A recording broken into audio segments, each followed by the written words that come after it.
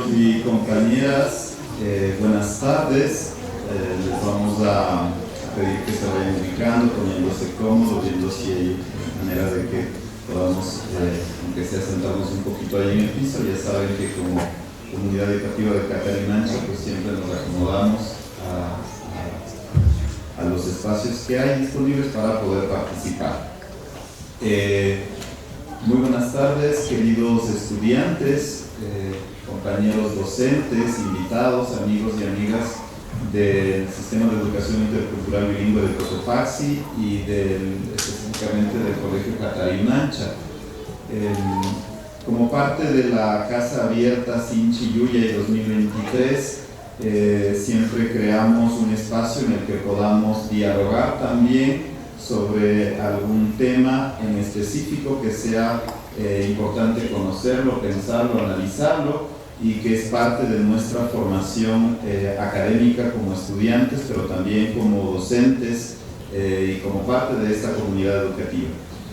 En esta tarde estaremos conversando, presentando algunos datos acerca de un personaje muy importante de acá del país, que es Fernando Daquilema. Tuvimos que hacer un pequeño ajuste en la agenda, ya que uno de nuestros ponentes tenía una dificultad, pero vamos a retomarlo desde una perspectiva, un análisis también del personaje que estamos trabajando, así que se ha hecho este pequeño ajuste. Quiero agradecer la presencia del compañero Juan Carlos Ilicachi. Él es parte de la Coordinadora de Organizaciones Indígenas de acá de Quito, es de Chimborazo, y le hemos pedido que nos apoye en la moderación de esta mesa.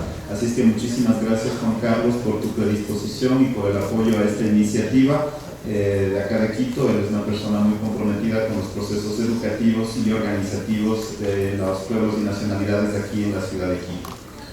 Está con nosotros también el hermano David Chamorro, al que le hemos pedido que nos colabore también con esta mesa, así es que muchísimas gracias. Nos está acompañando también Pablo Sanaguano, que es amigo de la casa, que también reside en la provincia de Chimborazo y que nos estará dando a conocer también un trabajo. Y está con nosotros el padre José Mandangón, director ejecutivo del Sistema de Educación Intercultural de Cotopaxi, con quien estaremos también dialogando. Quiero agradecer la presencia y la colaboración de todos los compañeros y dejo entonces el evento en manos de Juan Carlos, quien nos explicará y llevará a cabo este evento. Muchísimas gracias.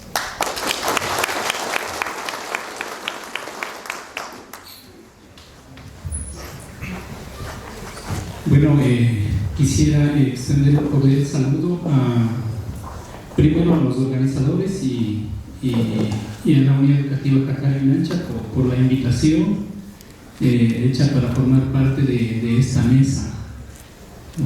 Bueno, un gusto conocerles, jóvenes y también docentes de esta unidad educativa importante, y también saludar pues, a los compañeros ponentes quienes están acompañándonos en la mesa, y empezar diciendo de que es un placer para mí estar acá en este espacio por algunas motivaciones. Uno sería por lo que estamos en el marco del Inti Raymi, y efectivamente tiene mucha relación lo que vamos a tratar el tema de hoy día.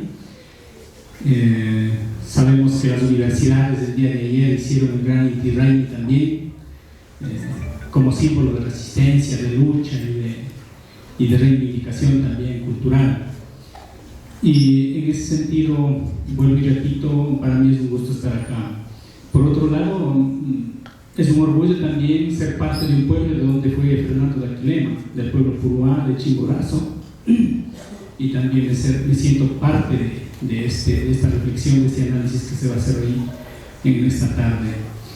Y gustoso también de compartir con importantes compañeros académicos quienes están junto a mí, que tienen una amplia experiencia, un recorrido mucho más, que han profundizado justamente este tema de Fernando Daquilema, y creo que va a ser un conversatorio muy rico, un conversatorio donde todos vamos a alimentarnos de experiencias y de conocimientos que cada uno trae, y también que efectivamente dentro del auditorio habrá también conocimiento en relación a Fernando de Aquilema también, ¿no? A nivel de estudiantes y docentes. Voy a hacer una pequeña síntesis que me han pasado justamente para hacer la presentación de los que nos van a acompañar en esta mesa. Está nuestro hermano David Chamorro. Una síntesis de su biografía. Nos menciona que nació en Ibarra en 1976, es jesuita desde 1997, es licenciada en Ciencias de la Educación por la PUCE, magíster en Historia por la Universidad Javeriana en Bogotá, magíster en Historia de la Iglesia por la Universidad Gregoriana de Roma. Trabajó sus 7 años en los colegios jesuitas de Quito, Cuenca y Guayaquil. Es profesor de la Facultad de Teología de la PUCE desde el 2017. También es investigador de la Academia Ecuatoriana de Historia Eclesiástica y actualmente está realizando su doctorado en Historia de América Latina en la Universidad Andina Simón Bolívar. Esa es una corta presentación de su biografía y de su experiencia. En este sentido vamos a iniciar con la primera ponencia, este conversatorio que va a ser muy rico, ¿no? Y en ese contexto solamente mencionar que para entrar ya en el tema de Fernando de Aquilema, creo que hay que contextualizar bajo algunas ideas, ¿no? Que uno de ellos es que los levantamientos y las resistencias han habido a nivel de toda la historia prácticamente de la colonia, de la independencia, y siempre han estado en estos levantamientos y en esta resistencia que se ha dado a nivel de pueblos indígenas en América y en el Ecuador, ¿no? La difícil situación que han tenido que atravesar durante toda la historia también los pueblos indígenas desde la colonia, luego la independencia. Poner énfasis de que la independencia no cambió mucho en relación a la colonia en cuanto a los pueblos indígenas, poner énfasis en eso. Y bueno, ya les iré detallando también nuestros expositores alrededor de esos temas, ¿no? Y bueno, el pueblo puruá, decir que históricamente también ha sido un pueblo rebelde, también ha sido bastante explotado, discriminado, ha sido el pueblo más también por ese lado negativo, podemos resaltar eso, pero esa resistencia y ese pueblo de rebeldía mantiene como pueblo puruá, ¿no? Y bueno, el tema de los pueblos indígenas, como decía, no es que ha cambiado a nivel de la historia, no es que la colonia, el paso de la colonia a la independencia ha cambiado mucho, igual se mantenían, inclusive se insertaron muchos otros temas que afectaron a los pueblos indígenas, y continuó también ese sistema de explotación y ese sistema de discriminación. Algunas ideas un poco para entrar en el tema, bajo el cual irán ampliando, y también bajo su experiencia y conocimiento cada uno de nuestros expositores también seguirán este tema de Fernando de Aquilema. Así que les recibimos a nuestro hermano, el primer expositor, el hermano David Chamorro. Con un fuerte aplauso, por favor, les recibimos para que nos...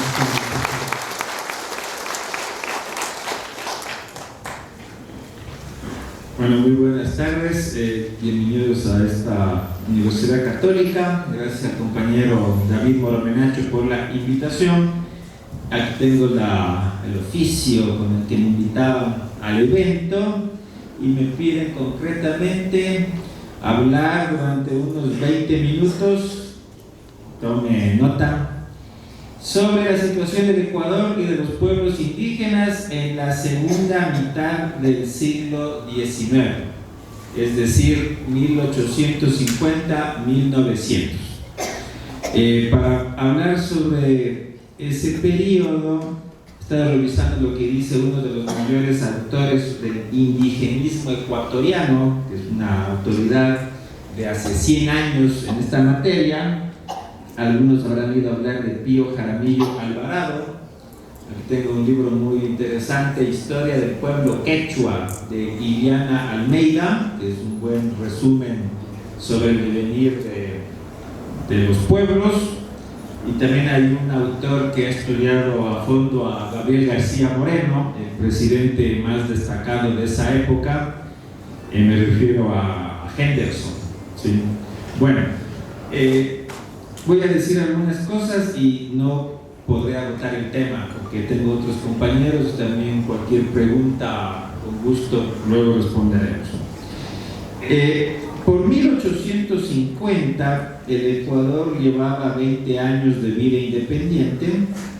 La República se creó en 1830 con esos ideales liberales de la Revolución Francesa, ¿no? Según Henderson, que hace referencia al censo de 1857, el Ecuador tenía aproximadamente 1.100.000 habitantes. Fíjese esto, 1.100.000 habitantes. Ahora creo que somos 17 millones de ecuatorianos, así que hemos multiplicado por 17 la población del Ecuador. Según ese censo, es interesante que básicamente había como 3 razas, y esa es la palabra que se utilizaba en la época, raza, que ahora se procura evitar, ¿no?, con las categorías sociológicas de hoy. Pero en este censo se arrojó que el 44% de la población se consideraba blanca, el 40% indígena y los mestizos 15%. Obviamente esto es algo muy aproximativo, ¿no?, porque como señala Henderson, muchos mestizos preferían presentarse como blancos, ¿sí? No estaba asumido el mestizaje, ¿no? Uno de los objetivos de las políticas posteriores fue aceptar la existencia de una nación mestiza. Ahora, Iliana Almeida, como tantos autores, se lamenta de que el aborigen quedó al margen de esa estructura política. ¿Por qué? Porque a pesar de la independencia hubo una persistencia de ciertos aspectos de la colonia. Es decir, obvio, a pesar de que Sucre haya vencido en el Pichincha en 1822 o que en Riobamba se haya creado la República del Ecuador en 1830, persistieron rezagos coloniales, y lo que más persistió es una invención de la colonia. Escuche bien, los españoles gobernaron América con 2 repúblicas paralelas. Cuando digo república me refiero a colectivos corporativos, cada uno con su cuerpo de leyes. El uno era la República de los Españoles, por ejemplo en las ciudades, ¿no?, en Quito, en Cuenca, en Guayaquil, y el otro era la República de Indios, con esa expresión, República de Indios, que tenía su propia legislación, debían pagar un tributo, el diezmo, a la corona, a cambio de la protección que teóricamente la corona española daba a esta República de Indios, ¿no? Había pueblos de indios, como Cayambe, como Guamote o Otavalo, ¿sí? Ahí no podía ingresar un español, un criollo no podía ingresar a estos territorios de la llamada República de Indios.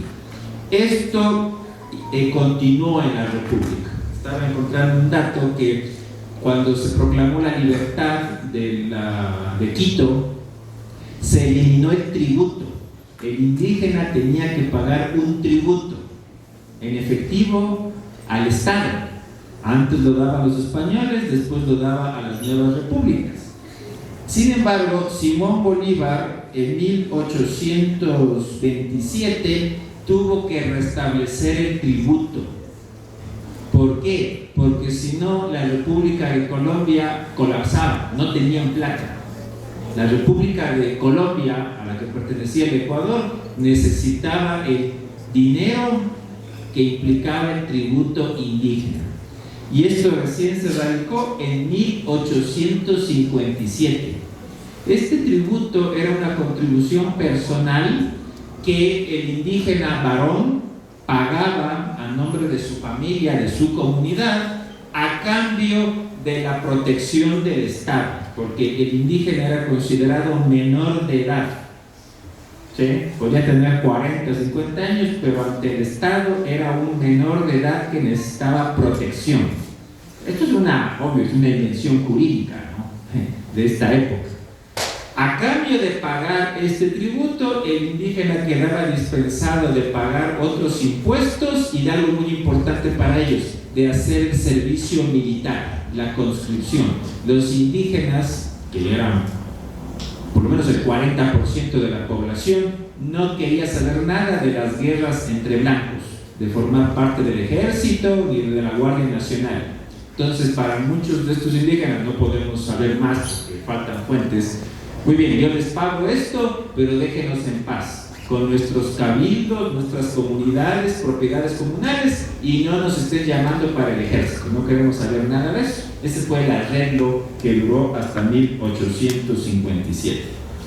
Esto cambió cuando en América Española, fueron apareciendo diversos presidentes o caudillos que dijeron: no, un régimen liberal moderno no puede consentir que haya un Estado dentro del Estado, como esto de la República de Indios.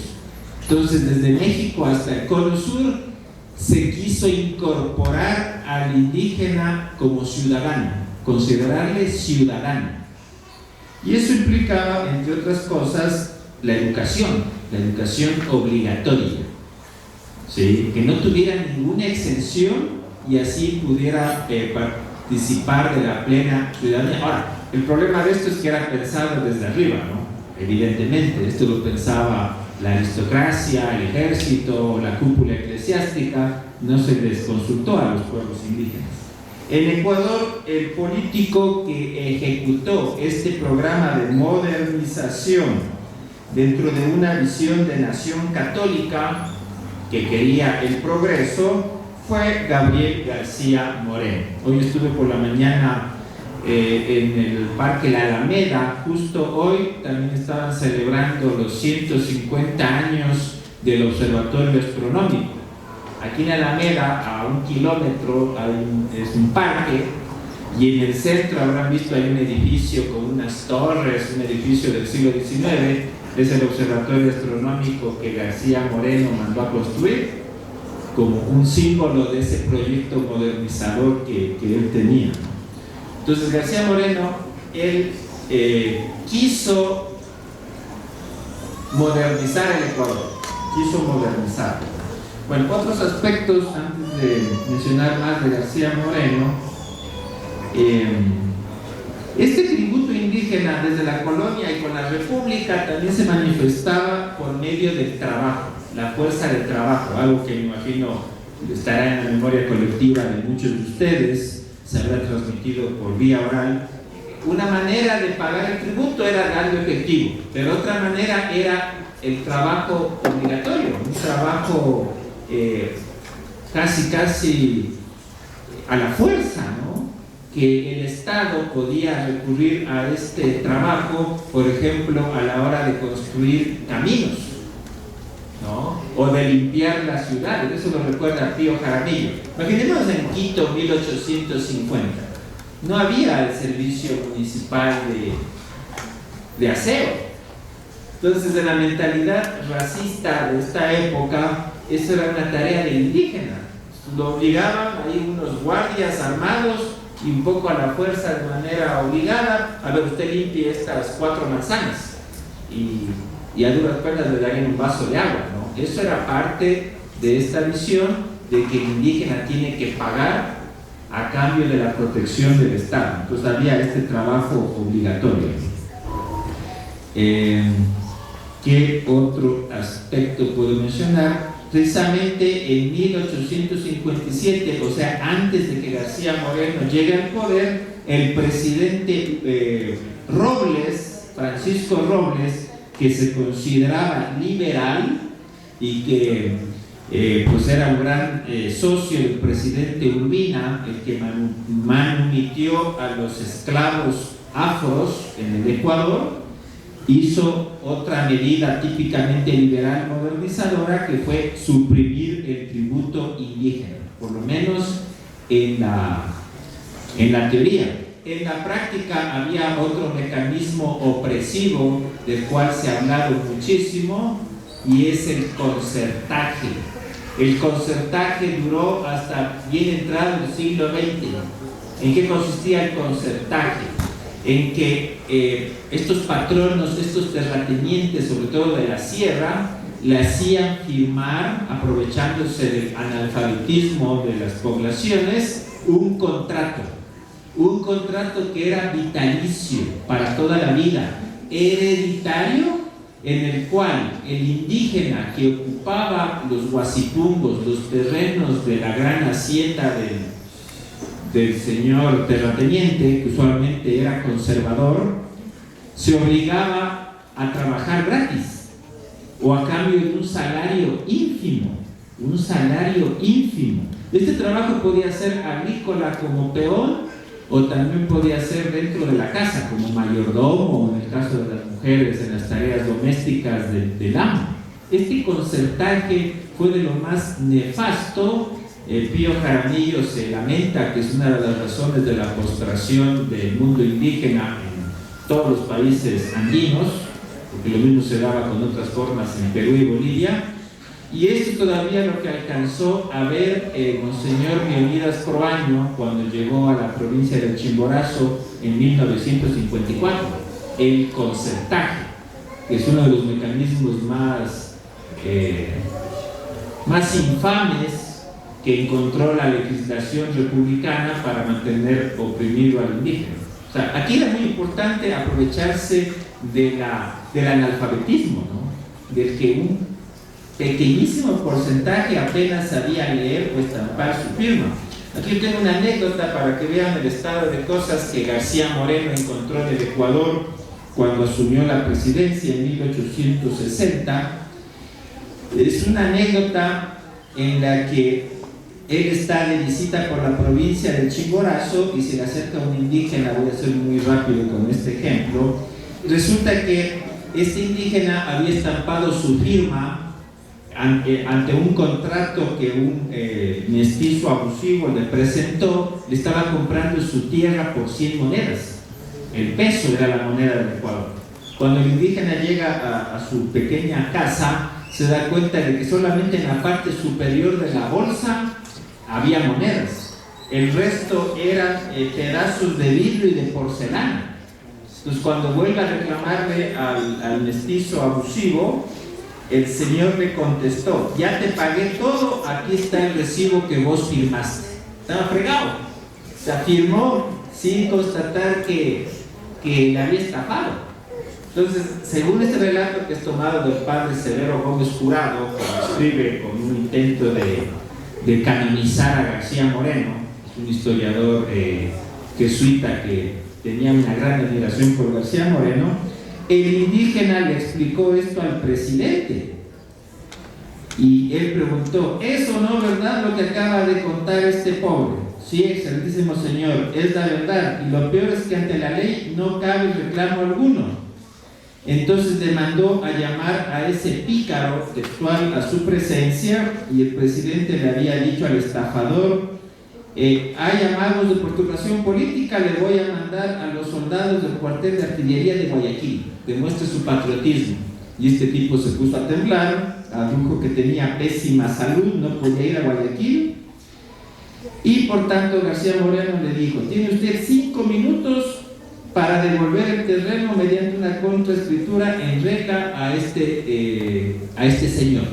Y según este relato, que habría que contrastarlo, así este indígena pudo salvar su propiedad. Bueno, así como esto había muchos abusos, muchas trampas. Ahora, No voy a detenerme en la rebelión de Aquilema, porque imagino que los demás colegas lo van a contar. Lo que sucedió, en resumen, fue lo siguiente. Uno de los proyectos de García Moreno como presidente, junto con esta educación, y él impuso la educación obligatoria, tanto a mestizos como indígenas. Para el mundo indígena, esto que le obliguen a que sus hijos vayan a la escuela en 1860 era un abuso. O sea, era una tiranía.